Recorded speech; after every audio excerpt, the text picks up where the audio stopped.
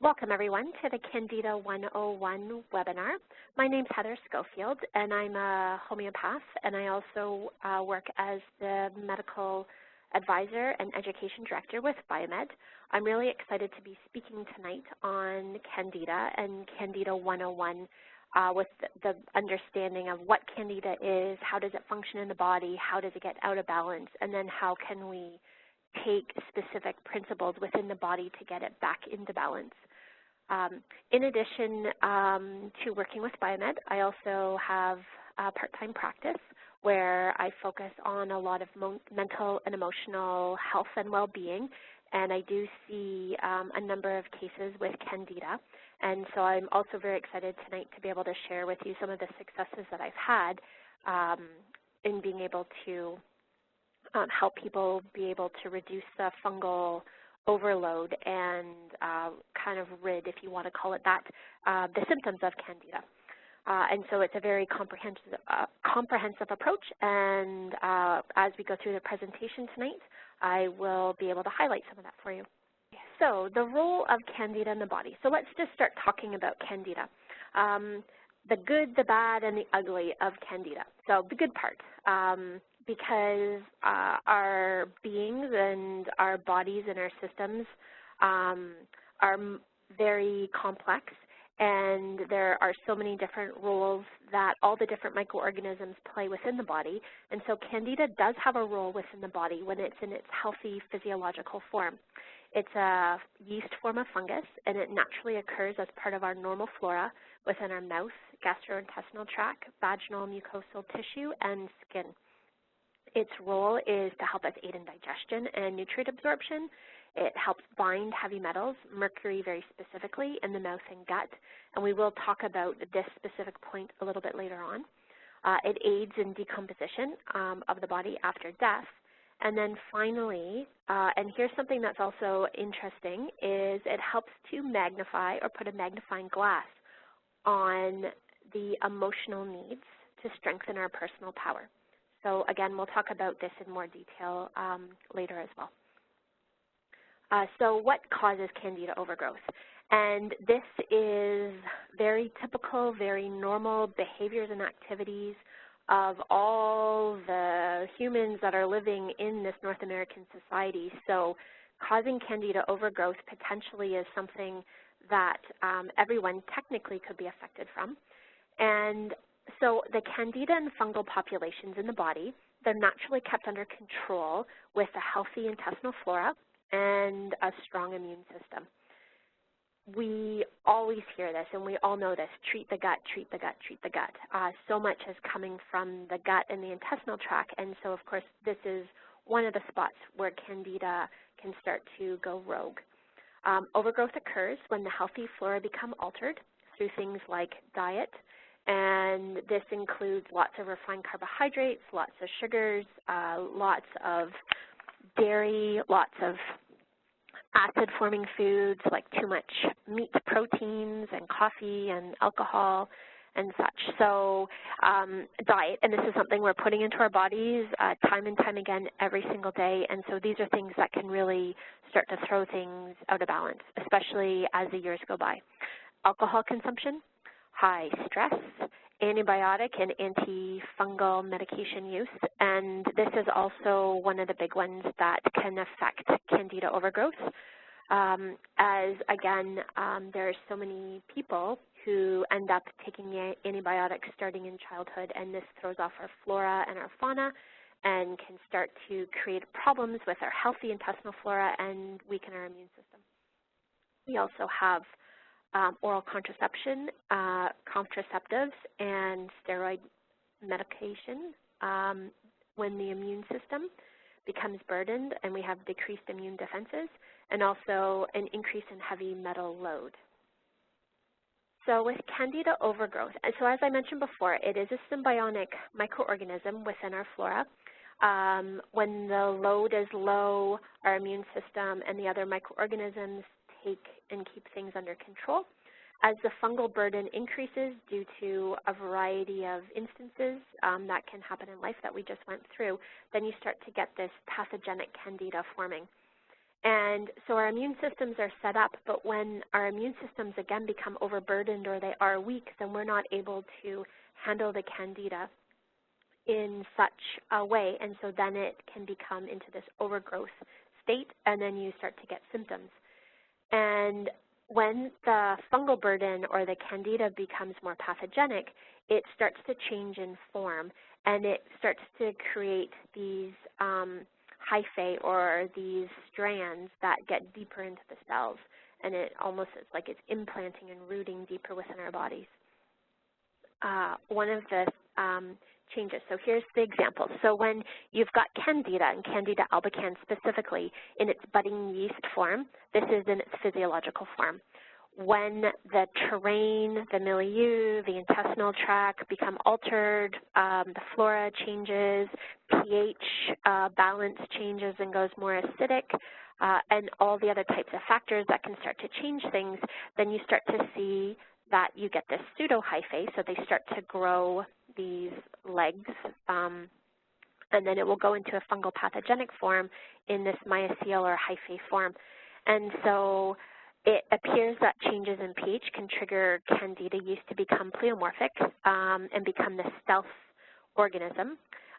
It feeds on sugar, and it can increase from 1 to 100 cells in 24 hours. And these 100 cells then produce 100 more in the next 24 hours. And so by the 4th day, there could be 100 million Candida cells within the body. When we're talking about treating tonight, we are going to be talking about changing the terrain opposed to the kill effect. And we'll give all kinds of reasons why this approach seems to be more successful in the long run when we're addressing Candida. So typical type symptoms, the symptoms are varied.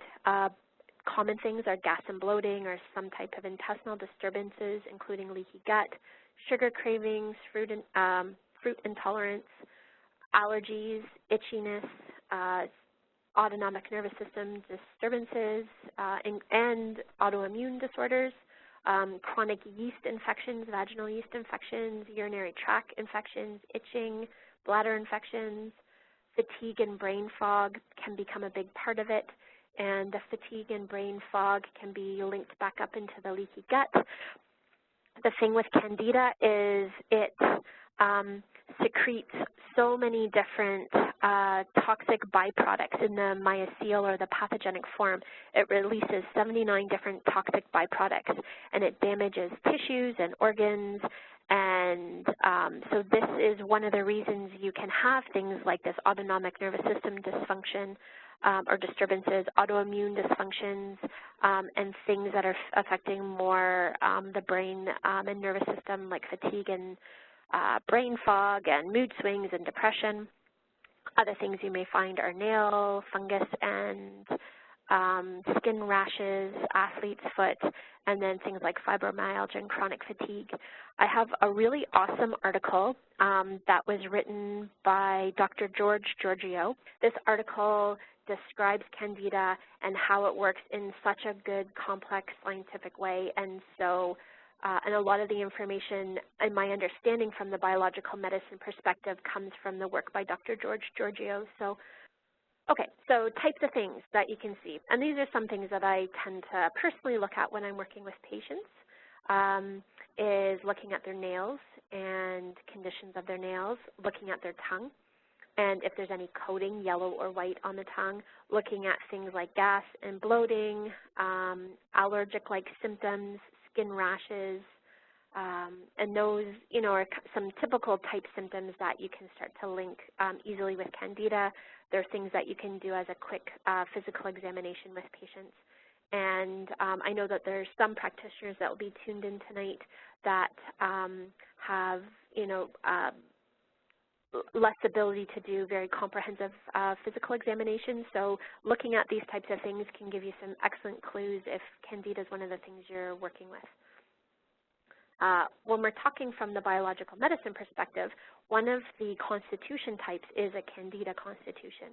And so for those of you that are unaware of constitutions, your constitution determines what your typical disease pattern will be expressed within the body and then how disease develops within the body. So the Candida constitution is a tendency towards fungal infections and dysbiosis, and Candida specifically. It can be seen as local or systemic fungal infections, and then moving to deeper candidiasis, digestive stuff, gas and bloating, vaginal yeast infections, and such. And so one thing just to mention, and there's lots of kind of technical things, like, so when you're learning about Candida, there's lots to know. There's lots to know about the Candida. There's lots to know about how to be effectively treating it, but then there's also lots of things to know that can make things a lot worse. And so here's one of the potential things. When you're using antifungals or antimycotics, it can cause some issues. And so this could be an antifungal as a prescription medication. In some cases, this can also be an antifungal that's in a herbal herb as well. And so according to biological medicine, when you go in and you are killing, you can be stripping cell walls. And so you end up with this cell wall deficient forms. It also can change the cell walls, and then you end up with these mycotoxins or these toxic byproducts that are released in the system, which still create a lot of reactions in the body. And so therefore, sometimes it's not just the Candida that's the problem, but the toxins that are released from the Candida also, these mycotoxins, become another problem. And so using, as I mentioned, sometimes antifungals or antimycotics can actually drive things deeper into the body rather than actually address them. So driving deeper into the tissues can create more systemic issues, especially if somebody's got leaky gut. So to understand this, Candida in itself, it's an adaptive species. It's not that it's necessarily intelligent, but it sure as heck wants to survive in the body. So when it moves into its more pathogenic form, if it's not able to get sugar, or if it feels under threat, what it can do is drive deeper into the system, so then it's not just sitting strictly in the intestinal tract. And then it's secreting these mycotoxins, and it secretes different biochemicals that it can surround itself with and then hide in plain sight from our immune system. So then our immune system isn't able to see and clear and change things. So as far as like a biochemically adaptive microorganism, it's quite remarkable what it can actually do, which then gives the reason why sometimes Candida is just so tough to affect and to really have long success in the long run, because of all these other things that are working behind the scenes in Candida's stealthiness. So, and again, tonight we're talking about how to downregulate and how to change the environment so that the Candida, we can address it really easily without it kind of going into hiding and then erupting back out 3 or 4 months later. And so tonight I will talk about pleoalbum, pleopef as 2 really awesome biological remedies to downregulate Candida back into its physiological form. And so one other thing I wanted to make a note about tonight was about the Candida heavy metal mercury connection. And so there's lots of studies and lots of research that shows that if you have an increased mercury load in the body, you can also then have, as a protective mechanism, an increase in Candida overgrowth. Candida, one of the things it can do is bind on or sequester heavy metals. And so this can also be one of the root causes for an increased Candida overgrowth in the body. According to Dr. Dietrich Klinghardt, he's a world-renowned mercury expert, Candida overgrowth, it's one of the ways that the body tries to keep mercury and other heavy metals from damaging tissues. So this yeast, Candida, serves the purpose for absorbing and sequestering the heavy metals. And so you get this proliferation if there's lots of metal, mercury for example, and you'll find that there's an overgrowth. In addition, Dr. Thomas Rau at the Paracelsus Clinic in Switzerland finds that when you have Candida overgrowth, it's a big indication that the milieu or the terrain matrix of the body is severely blocked and that there's a heavy metal burden associated with it. Interestingly enough, a lot of this Candida symptoms can be the same symptoms as mercury intoxication. When people have the dental foci, the amalgams, almost always, at least at the Paracelsus Clinic, because they do have an entire dental clinic. It's a full building with 3 stories where every patient goes in, and if they have any amalgams that are in their mouth, it's always removed when they spend time at the Paracelsus Clinic. So they've got, it's a 300 outpatient a day clinic, so they're seeing a huge number of people. So in their clinical practice, what they found is that Candida overgrowth, when the root canal extractions, they found Candida cultures in the pulp and the roots and associated again with these amalgams. So the Candida was gravitating to these areas to be able to bind onto the mercury. And then also in these patients, the stool analysis was showing positive results for Candida in patients that had amalgams. The other thing he mentions is that diverticuli are hotbeds for Candida and heavy metals. So some clues on when we're dealing with Candida, if you're not finding you're having successful results with your patients and you're not addressing the heavy metal toxic load, then that's one thing you definitely need to be looking at. Another thing you need to be looking at, again, if you're finding that your success is limited, is the emotional component of Candida overgrowth. Knowing yourself is the beginning of all wisdom. This is something that Aristotle said, and I believe very deeply in this, that if you know yourself, you're able to do so many more things with your health and be able to clear and let go of so many things that don't serve you. So Candida does have an emotional meaning. Louise Hay writes about this, and there's a number of other people and authors with this as well. The emotional meaning behind Candida all has to do with victimhood. And so what this means is Candida carries a victim energy to it. It manifests in the body physically or emotionally, feeling very scattered, lots of repressed anger that's expressed as frustration, people who feel victimized, the poor me, helpless, overburdened, it always happens to me, and there was one more thing I was going to say, but lack of confidence, I'm not good enough, no matter how hard I try, I can't get what I want, I've tried everything and nothing works. So there's this real victim feeling.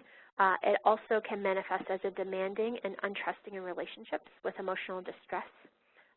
Specifically, there's issues with mother.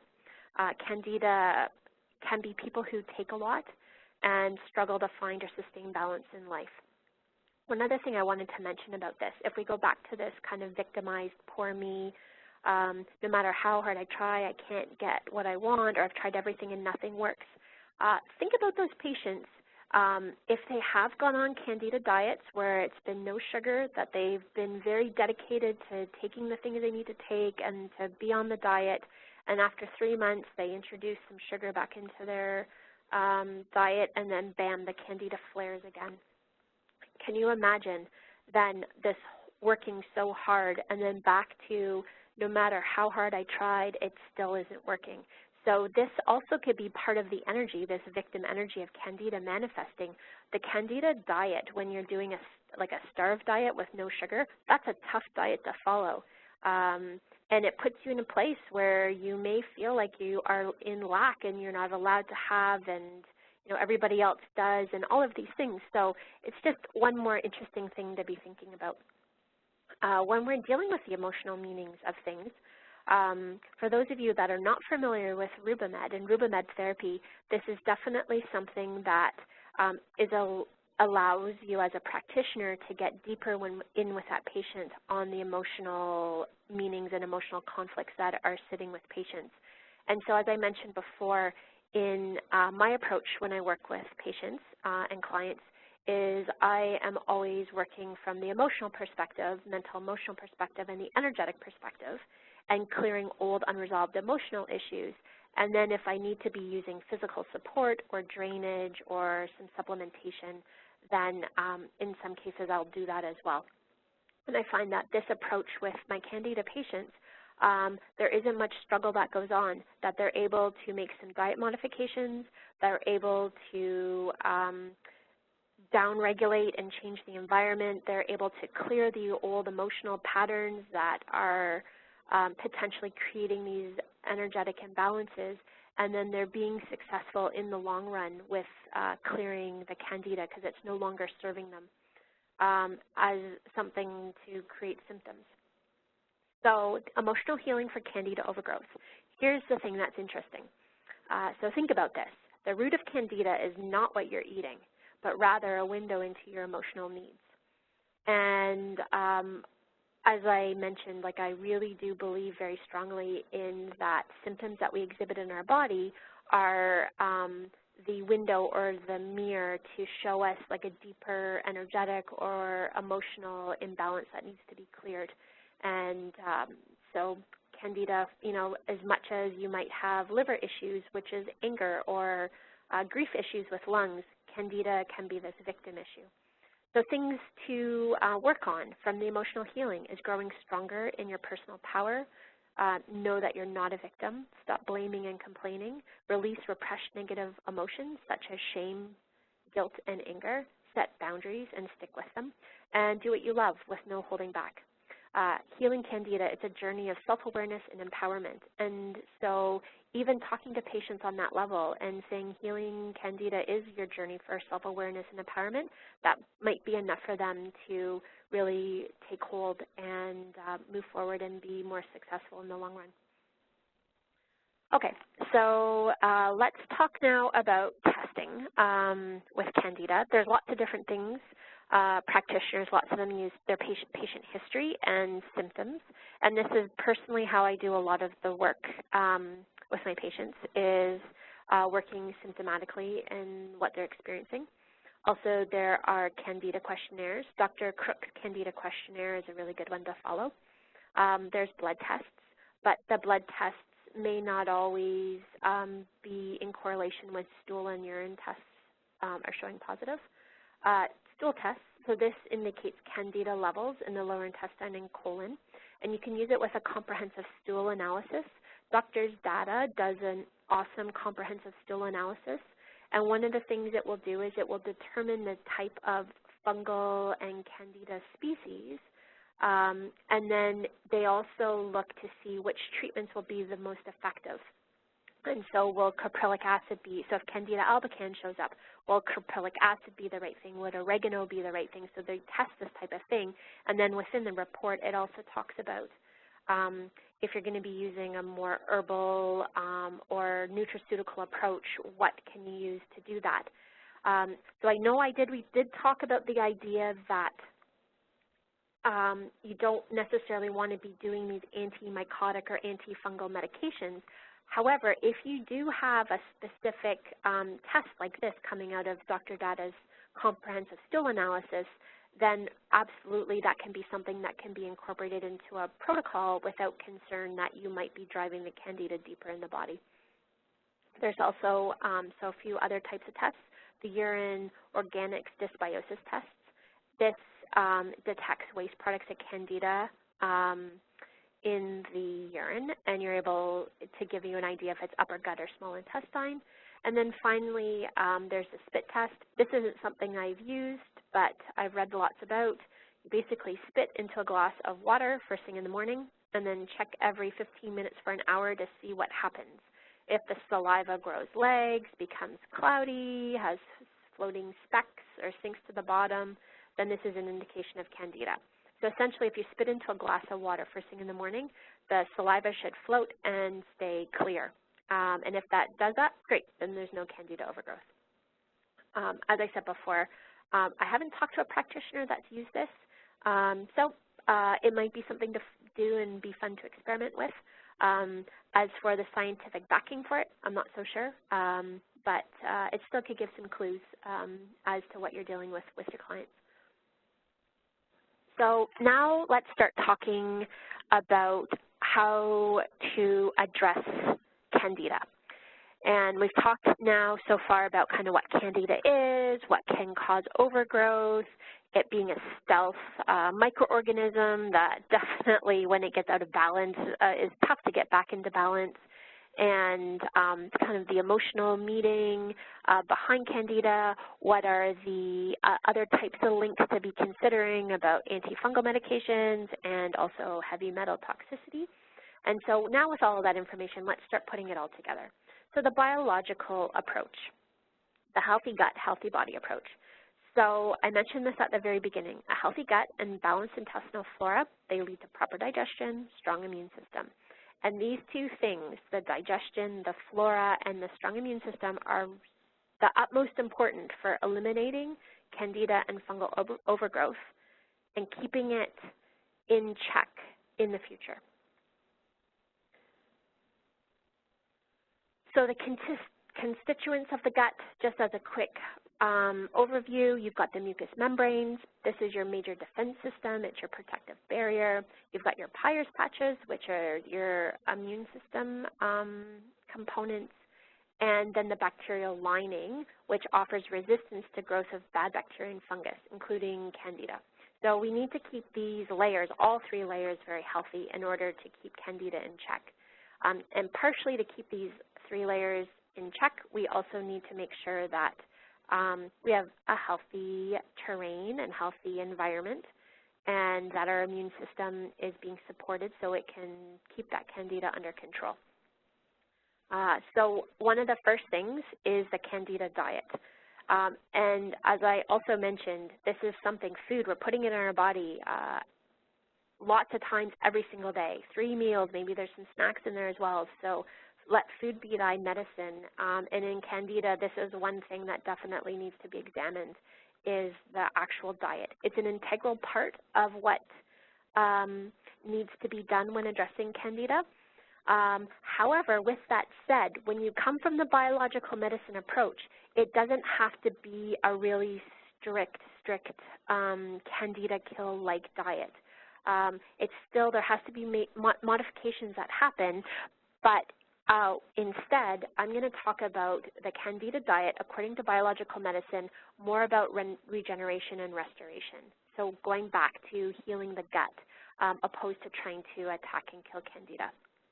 So the basics for this restoration and regeneration diet is looking at building up intestinal flora, eliminating cow dairy, gluten, and other food sensitivities, reducing protein intake, and using mostly plant-based proteins in the diet, increasing raw or cooked fruits and vegetables, supporting liver function, bile flow, and the bowels. When we talked about the mycotoxins that are secreted by the different or the mycelial forms of Candida, the liver function is a really important component to being able to continue eliminating the toxins from the body. So liver function is very important. And then the last thing that's also really important is acid-base balance. This helps support that healthy terrain and milieu. So we'll talk about all of these in a little bit more detail now. So by removing these potential allergens and acidifying foods, you get a healing of the intestinal system and the mucous membranes and the bacterial flora and the Peyer's patches. And so this is what we want when we are talking about Candida. We want all these things strong, and if we have these strong and regulating and regenerated, then Candida is going to definitely become less of a problem overall. So the restorative Candida diet, these are just some general tips.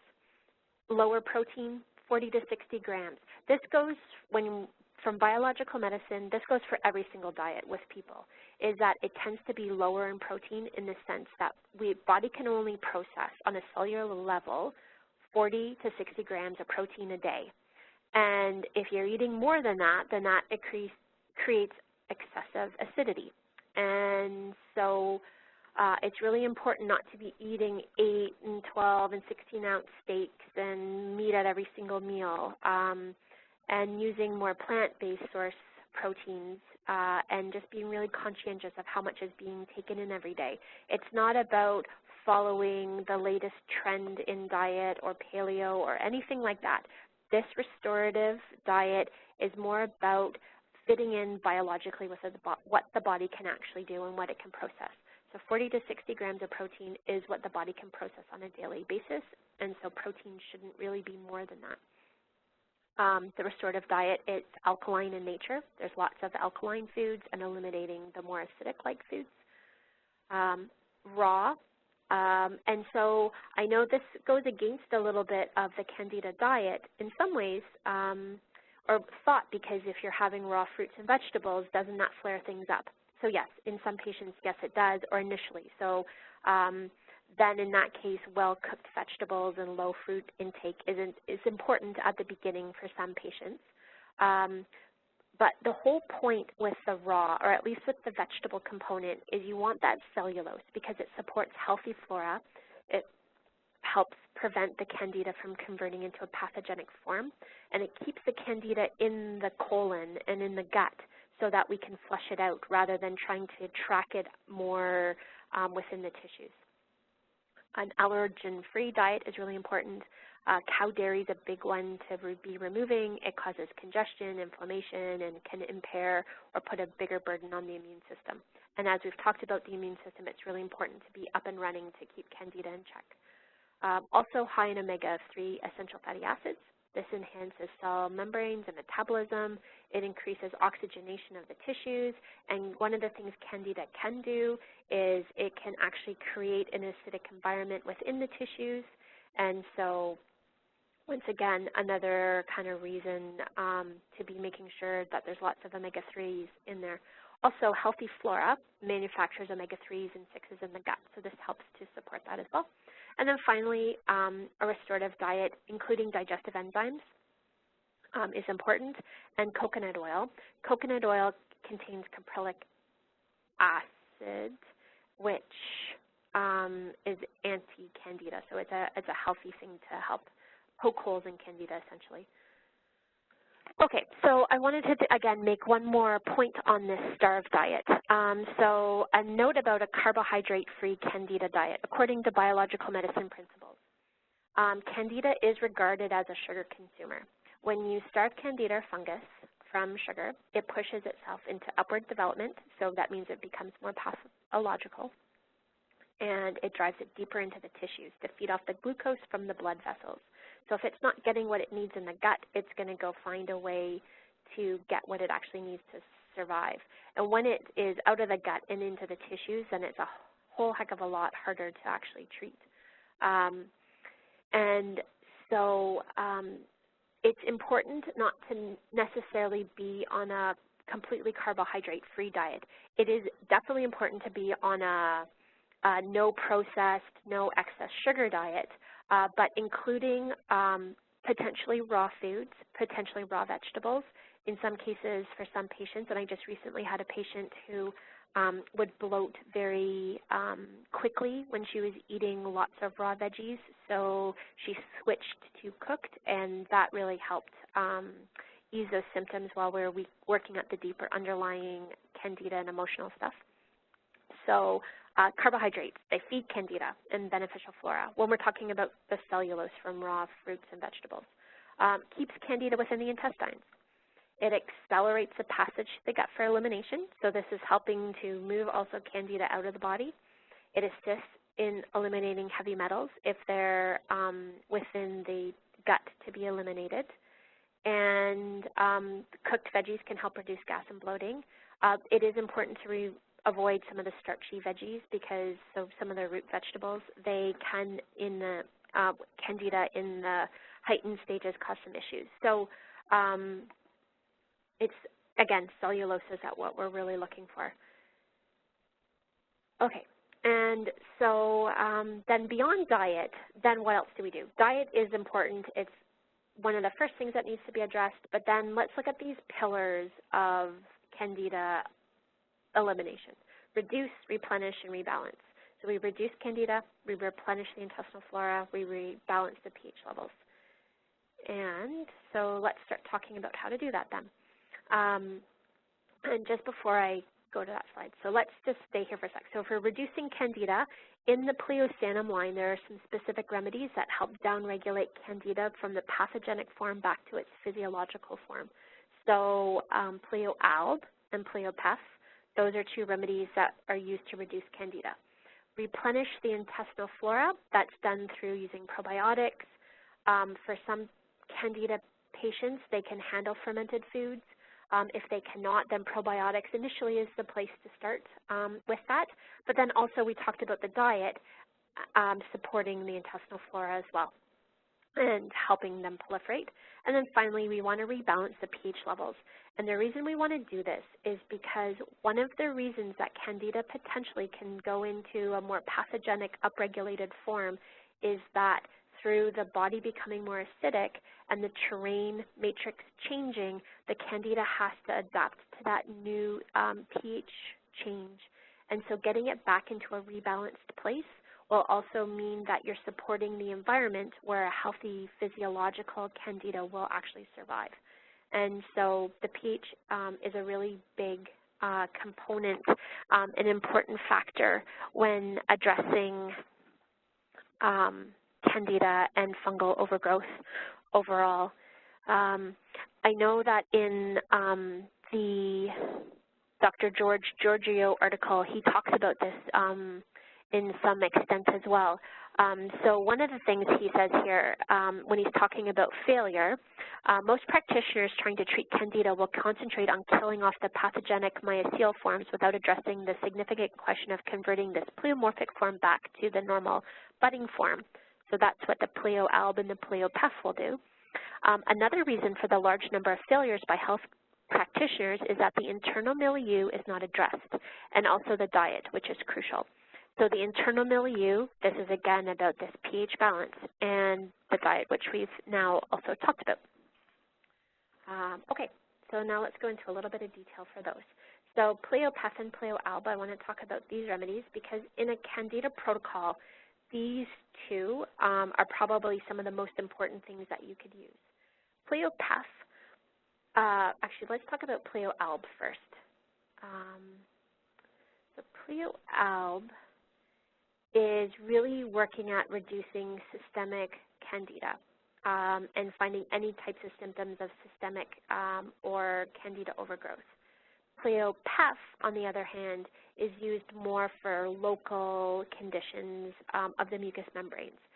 So when you're seeing Candida maybe in the mouth and the orifices, you're seeing some skin stuff, maybe somebody who's had the first vaginal yeast infection, in infants when they've got cradle cap or thrush, these are areas where you would be considering using pleopef. Pleopef is also a finisher of a protocol. So you would be using other remedies, including pleoalb, in a protocol, and then once that's all been finished, then you finish the whole protocol off with a bottle of pleopef. That's often how biological medicine practitioners will do it. And dosing for this, the drops are probably one of the easiest ways to take it, and it's 5 to 10 drops daily, depending on the age of the patient and the length of treatment. The pleoalb, however, when we're talking about Candida albicans and we're talking about the systemic overburden, this is really where you would first start. And the types of symptoms, as we mentioned, the overgrowth, the GI conditions, gas, bloating, nail fungus, athlete's foot, vaginal yeast infections, urinary tract infections, allergic reactions, skin rashes, it's going to be helping with all of those types of things.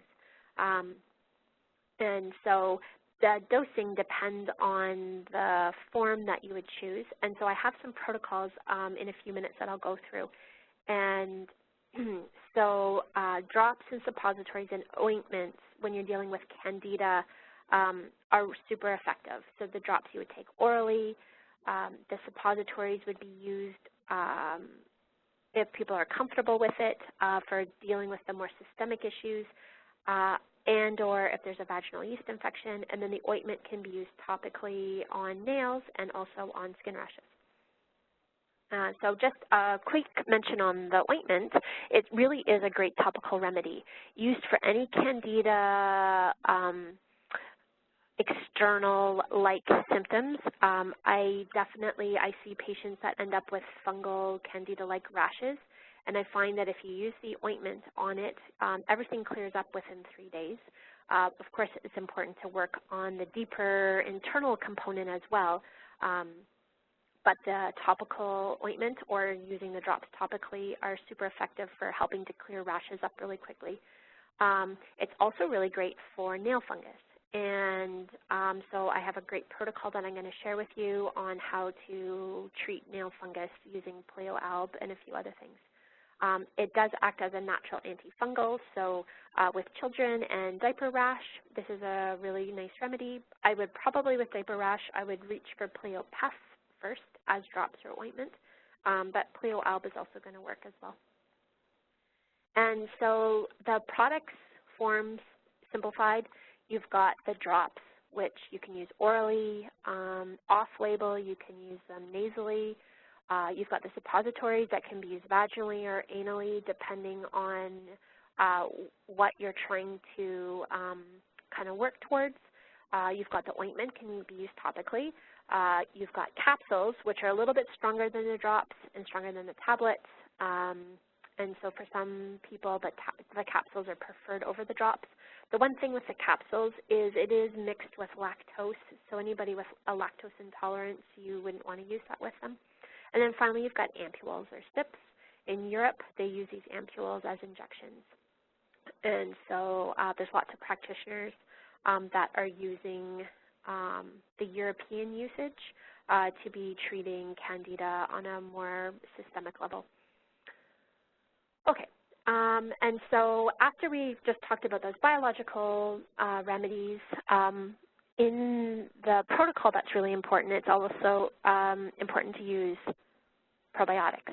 So we've got probiotic 7-in-1, and it's got 7 different strains. And these are very good, beneficial gut, flora, women's health type strains. Within the 7 strains, the other thing that's really nice about our probiotic 7-in-1 is that while there's not billions in there, those millions get to where they need to go. It's acid and heat stable, so it can resist oxygen, gastric acid, bile salts. And so what happens is it makes it to the stomach and then colonizes in exactly where it needs to colonize. So you don't need to take as much because it's a much more targeted approach. And then lastly, because of the process of these probiotics being made, they're shelf stable. So technically you don't have to keep them in the fridge, and that's quite helpful for some patients. And then the other probiotic that we have that's worth talking about is Lactobacillus sporogenes. It's a single species. It does have FOS in it. And so for some patients, Candida patients, they can't handle the FOS at the beginning. And so this is one potentially to keep in your back pocket until a little later. It's also a shelf-stable probiotic. It is right spinning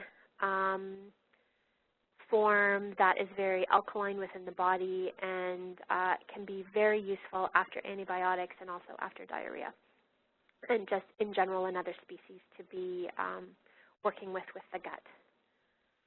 Okay, and so then we've talked about our biological remedies to downregulate the Candida. We've talked about the probiotics, and then finally we've got the acid-base balance in here.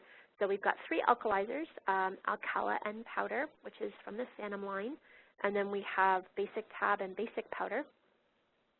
And so tonight, the principle is all the same with these. There's just different forms, and the dosing is a little bit different. But I am going to talk about basic tab tonight, and just in general as an alkalizer.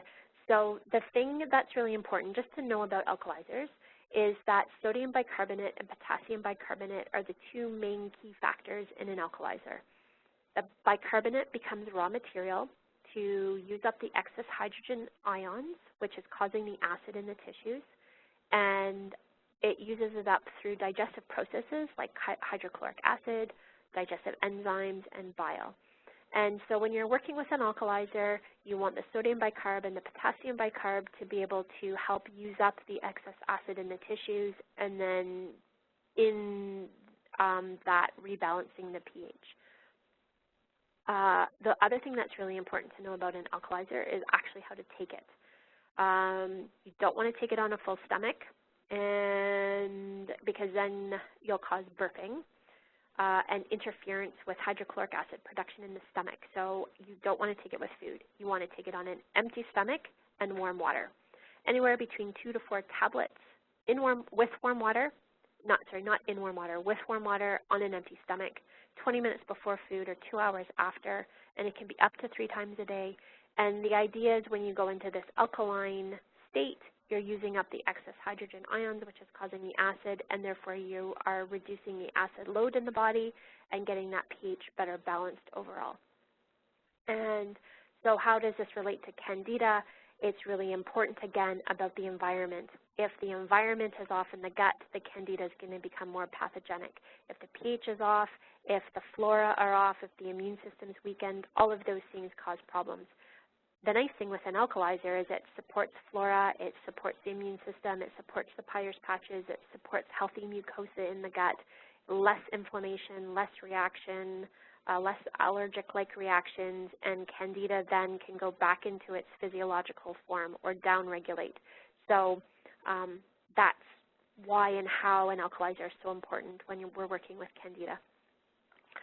Okay, so I've got 3 protocols here, and then we're going to pull it all together. Let's go through these protocols, and then we'll see if there's any questions. Okay, so first general protocol, Candida and fungal overgrowth. We talked about the restorative Candida diet, so this is very important when we're dealing with Candida and fungal overgrowth. Digestive enzyme is also really important. Digestozyme from Biomed, 1 cap 3 times a day, is a really great digestive enzyme because it has additional components to be breaking down cellulose and fiber and legume bonds. And so when eating some of those things, it will help to get that better digested. And then in addition to the diet and working with a digestive enzyme, the Candida Fix Kit. The Candida Fix Kit, it is a combination of Pleoalb, Probiotic 7-in-1, and Basic Tab. And so basically in the Candida Fix Kit, you've got everything that you need to be able to work at downregulating, supporting the environment, supporting the flora. And we hear from practitioners over and over and over again what great results they're getting with their patients. Because this is a different approach. We're not killing, we're not trying to put Candida into hiding. We're instead changing the environment, and we are down-regulating, and that will create long-term success with dealing with Candida. As I mentioned, with Pleopeth drops, this is one of the things you can do after the Candida kit has been finished. And it also, depending on the severity of the case with your patient, will depend on the length of treatment required. So a kit lasts approximately 4 weeks, and it takes three months approximately for the gut to completely turn over and to heal. So in a realistic world, you're looking at probably 2 or 3 kits per patient if they have significant Candida overgrowth. But with that said, this will help with that long-term success with your patients. So some patients, when you're doing a Candida detox, they get a Herx reaction. This can last for a few hours to a few days. What to do? So you can back off a little bit on the Pleoalb. Drinking lots of extra water is really important. And the Nessman Detox Kit that we also have for kidney, liver, and lymphatic drainage. This just helps open up all the detox pathways. It's also important to make sure that the gut is open and there's no constipation. So that's another Herx reaction is kind of that die-off and the mycotoxins. So you want to be able to make sure that the eliminatory pathways in the body are working well so that everything can be eliminated nicely. And then the last thing, of course, we have to consider is heavy metal detox, specifically with mercury. Biorella, which is a pure chlorella that is made by Nessman as well, we do have that available in tablets. It helps to liberate the mercury from the gut. Also, when you're working with Candida and you're down-regulating it, you may get some heavy metal detox or heavy metal released and liberated, so it helps to bind with what has been liberated to excrete it out through the bowels. And so during active detox, especially if people have had amalgams, if they have amalgams, if they haven't done any major detoxing after amalgams, if they eat tuna 3 times a week, then these are things you may want to consider putting the Biorella into your protocol as well. Okay, so that kind of is your general recipe overall for really long-term success in helping treat patients with Candida, in addition to the emotional work, if you're able to do that as well.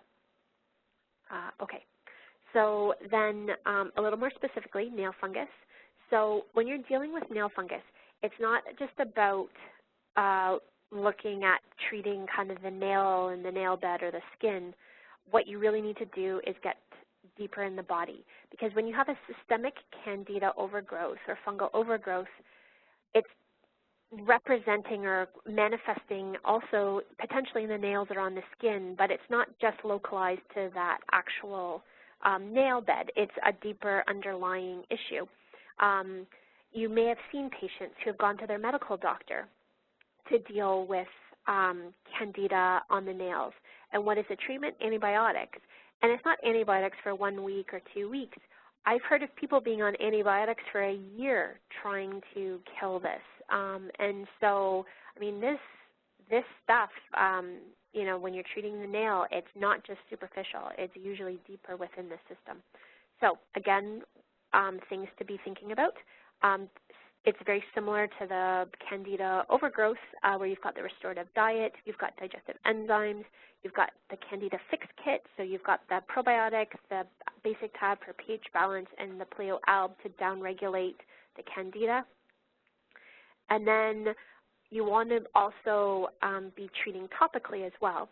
So the Pleo-Alb drops or the Pleo-Alb ointment directly to the affected area once or twice a day. And that's going to take care of kind of that localized component while you're working deeper in the body. And then the other thing you want to do is you want to change up the pH on the feet or nail. So we're talking about, let's say, nail, toenail fungus. So you need to change the pH there so that it will kind of destabilize the Candida or fungal overgrowth.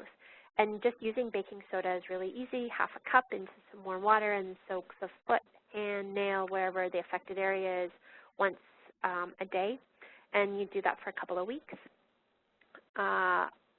Alternatively, you could just mix a little bit of baking soda with some water and make a bit of a paste and apply it to the affected area, let it dry, and then just brush or rinse it off. So you want to do that for a couple of weeks, maybe up to a month, but a couple of weeks for sure, and then you can start to have them do it every few days, every 3 days, until the area is healed. And so this is a really good technique at quickly changing things. And I've had patients who within a month completely turn around all this nail fungus. And then the new nail starts to grow, and you can see everything kind of growing out. So it's really quite quick when you're dealing with it from that very deep level. Okay. So let's go through. We've got one more protocol here, and then I'll answer some questions. Okay, so vaginal yeast infection. Again, it's very similar concept. Restorative Candida diet, digestive enzymes, and then probiotics, which are part of the Candida Fix Kit. And so you want to be using the Pleo-Alb, the probiotic 7-in-1, and the basic tab, which is all part of the Candida Fix Kit. In addition to that, to then treat topically or localized symptoms, you would use the Pleo-Alb suppositories. Now, this can be used rectally or vaginally depending on the patient and depending on the severity of symptoms. Sometimes if somebody's in an active yeast infection, using a suppository isn't always the easiest thing to do. And so the thing that's really cool about using the Pleo-Alb suppositories is that it doesn't really matter in a vaginal yeast infection case whether you're actually using it vaginally or rectally. They're both just as effective as the other. And the reason the rectally will be as effective as the vaginally is because it absorbs into the mucous membranes into the bloodstream and then goes systemically to wherever it needs to be. addressed. So therefore, either way can be used. And as I mentioned before, if you've got patients who are comfortable using suppositories rectally, then if they've got systemic yeast, using it rectally can be a faster effect than using the drops. But back to the vaginal yeast infections, the suppositories would be used every night for about 5 nights just before bed, and then every 3rd night until symptoms resolve. You'll find, though, that symptoms resolve very, very quickly using the suppositories in these types of cases. Okay, so let's keep moving forward then. And I see that there's a whole bunch of questions, so I'll be really happy to answer all of those in just a minute. Okay, so we're talking about the vaginal yeast infections and that very quickly you can get great results using the Pleo-Alb suppository. Okay, so now I just want to tie this all together, and so how to ensure long-term Candida success. There's a number of things, and we've covered all of them tonight, so if you're able to incorporate what I've talked about tonight, then you can ensure long-term success for your patients. So what we want to do, we want to downregulate those populations, and then we want to keep them under control with a healthy intestinal flora, a strong immune system, and emotional balance. So you want to work on the gut. And when you work on the gut, it also means you work on the immune system because of the Peyer's patches. You want to repair leaky gut. You want a diet with lots of alkaline foods. So the Candida restorative diet we talked about tonight, that has that restorative component to it and also supports healthy flora and healthy physiological Candida. You want to keep the pH levels in balance. You want to decrease heavy metal load. You want to replenish healthy intestinal flora. You want to open up the detox pathways if they're not already opened up, liver, kidney, lymphatic, and colon specifically. And you want to address stress and emotional stresses or conflicts that a person may have as well. And looking at all of these creates this really holistic approach to Candida. And when you don't necessarily think you're throwing the army in to attack and kill the Candida, but rather lure it into a lovely environment where it wants to hang out and then downregulate it back into its healthy form, that's where you're really going to get this great, honest success with Candida. Okay, so the Candida Fix Kit, I did mention this a few times tonight, and so we've put it together and we've got the Pleo-Alb drops in there and the basic tabs and the probiotics, so those 3 key things for that rebalance, replenish, and restore. In some cases, you may want to add the ointment in, or you want to add the suppositories in with the Pleo-Alb, depending on the type of symptoms you're working with. But this is a very good base place to start. Okay, so questions. Let's just see here. There's quite a few of them. Okay, do probiotics make the gut environment more or less acidic? Generally, probiotics can be neutral. Sometimes a probiotic, so the lactobacillus sporogenes, because it's a right-spinning molecule, or right-spinning in essence, that is what makes it more alkaline in nature and more compatible with healthy tissue in the body. And so probiotics aren't really an alkalizing or acidic forming type thing, but specifically one of the benefits of lactobacillus sporogenes is it does create some alkalinity in the gut. Okay, and so and then the same kind of idea with essential fatty acids. Again, it's not really an acid-forming component, but with essential fatty acids, one of the big things that it does do is it works on strengthening and enhancing the mucous membranes, or the cellular walls. And so anytime you have things in a healthy function, it's going to be more with line of kind of its healthy components. The other thing that the essential fatty acids do is the oxygenation of the tissues and supporting the flora to manufacture more. So in a sense, it's more, again, about balance opposed to making it more acidic or less acidic. Okay, and then, so I think I explained right spinning, Barbara.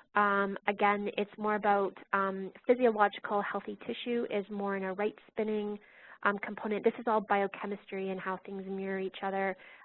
Things that are more unhealthy or toxic, or even the urine, for example, as you're evacuating it, it's more in a left spinning mode, so it's not as compatible with healthy tissue. But it goes into deeper biochemical components if you wanted to look that up further. Okay, and so then, so Hashimoto's thyroiditis, and how does it relate to Candida? Or in that sense, how do you relate a lot of these things? Again, it has to do with how the Candida, or the mycelial form, so this pathogenic form releases the different toxic byproducts. And so one of the things is the mycelial forms for Candida, it releases 29 different toxic byproducts that damage specific tissues and organisms. So therefore you'll get symptoms that occur. The mycotoxins compete with hormone receptor sites, causing hypothyroidism, and so in this case this is Hashimoto's thyroiditis. And other binding sites, including cortisone, progesterone, and other hormones, so it can create endocrine deficiencies. And then Candida also produces in these byproducts alcohol, and one of the alcohols that it produces, it also contains glycoproteins, and the glycoproteins stimulate mast cells to release histamine and prostaglandin, inflammatory substances, so you can get inflammatory allergenic type substances that also show up in the body. From the mycotoxins, from depression and anxiety, the bloodstream can absorb the yeast toxic hypersensitivity from the mycotoxins and create these other types of symptoms. It also produces the mycotoxins in the pathogenic form acetaldehyde, and so the liver generally renders that harmless, but if there's large amounts of it or the liver is not functioning properly, then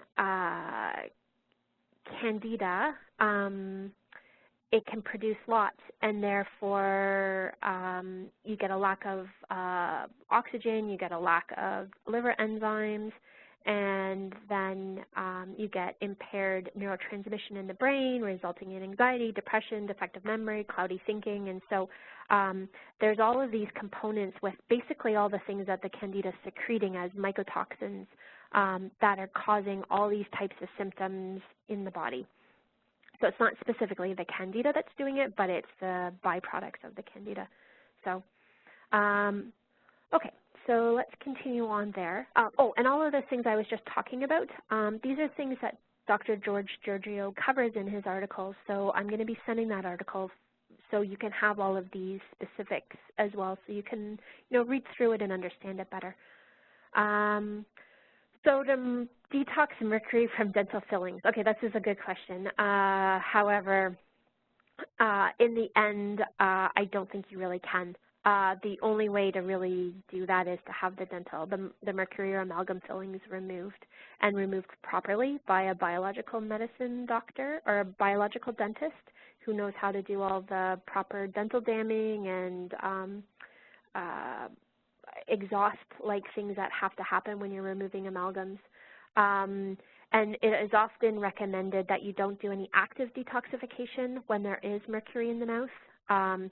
However, the nice thing with Biorella is it doesn't liberate mercury, it just binds onto it. So using chlorella, or Biorella as I was talking about from Nessman, it is a safe thing to use while there's still dental amalgams in the mouth, and to be able to bind onto any mercury that is in the gut. Okay, and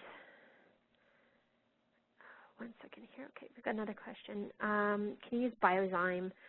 So Biozyme and Digestazyme. So those are two different digestive enzymes that we have available through Biomed.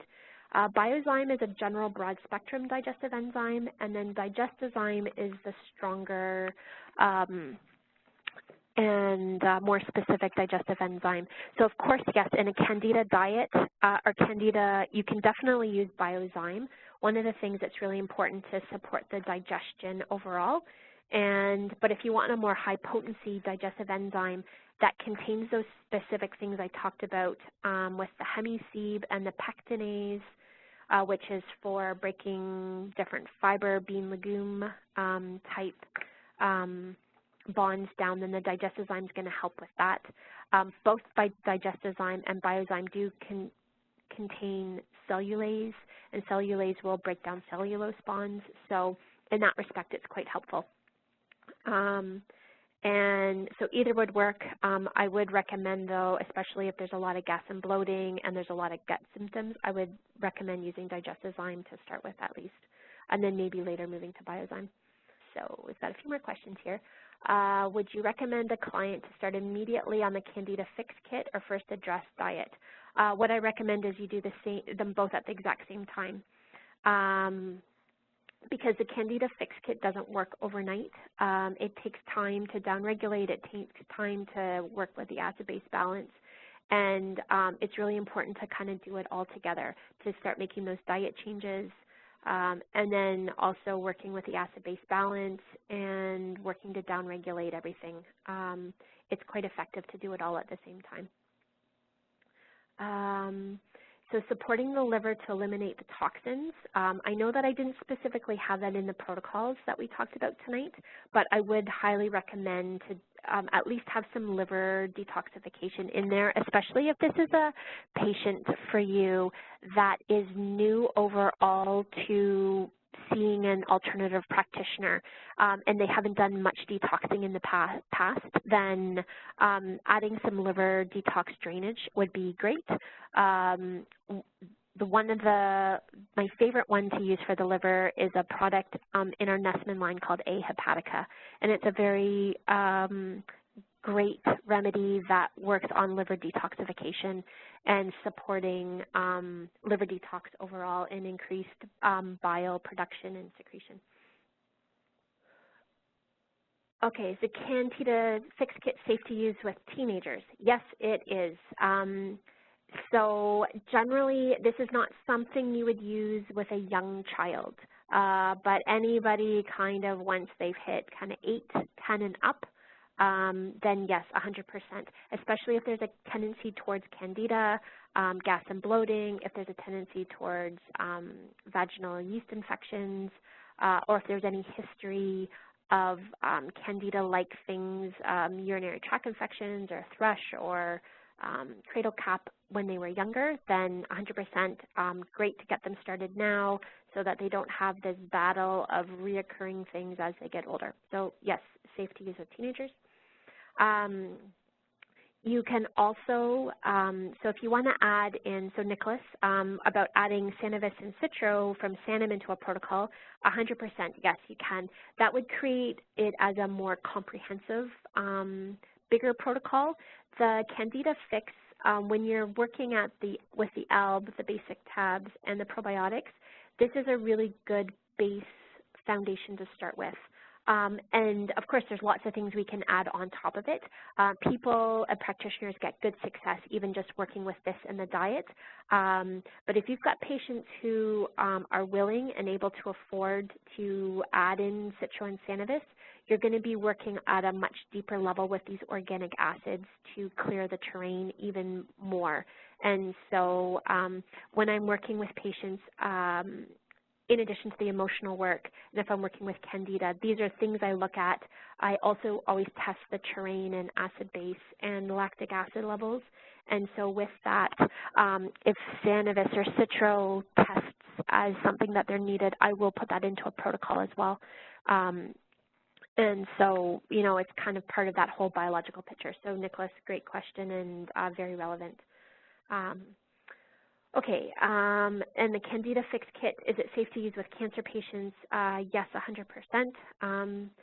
So, and actually very, very relevant. Cancer patients often tend to be acidic and their pH is out of balance. And so alkalizing a cancer patient from a biological medicine protocol perspective would be one of the first things you would always do. Often cancer patients have a high fungal load in the body, so using Pleo-Alb to help reduce that load will help overall with them regaining their robust health. And then finally, a probiotic. Again, cancer patients, yes, yes, yes, they should be taking a probiotic for gut health. Like when you're talking biological medicine and cancer kind of in general, there's some very base foundational things you would do, and these 3 remedies tend to be some of those base things. Okay, so if you've had your if the gallbladder is removed, does it complicate things? I mean, maybe you could say it does, or also you could say it doesn't. So you can't necessarily do a gallbladder detox, and the bile doesn't have a spot to be able to collect and then be released with fatty foods or whatever. However, with the liver, you still you get bile that does end up in the digestive system. So with Candida, it doesn't necessarily complicate things whether you have a gallbladder or not. It's still about a gut thing, and so it's really important to continue to support the environment. Perhaps a digestive enzyme that has a more specific profile, like lipidzyme from the Biomed line, that helps with fat digestion. That might be something to be looking at. The liver, because it's the detox organ, that when you're dealing with Candida and detox pathways, the liver is the more important organ to be focusing on if we had to pick an organ. Okay, and so it looks like we've got a couple more questions here. So what about a sluggish bile flow after a gallbladder has been removed? So in that case then, if the gallbladder's been removed, it would be a good idea to do a really good, strong liver detox and really make sure that the liver's working well, that that pathway is open, that it is secreting bile well, that it's detoxing well, and that can help to increase the bile flow overall if the gallbladder has been removed. And then also, you may want to think about chakra 3, and if the gallbladder was causing a problem, why was it causing a problem in the first place? Gallbladder is resentment, and so even if your gallbladder's been removed and you have resentment, it still will reside unless you take care of it. So something to think about as far as the gallbladder. Okay. And then it looks like I've got one more question here. And so what's the difference between basic tab and Alcala? Great question. Alcala is a powder. Basic tab is a tablet. So that's one fundamental difference. Alcala is from Sanum, Germany. And basic tab is made here in North America.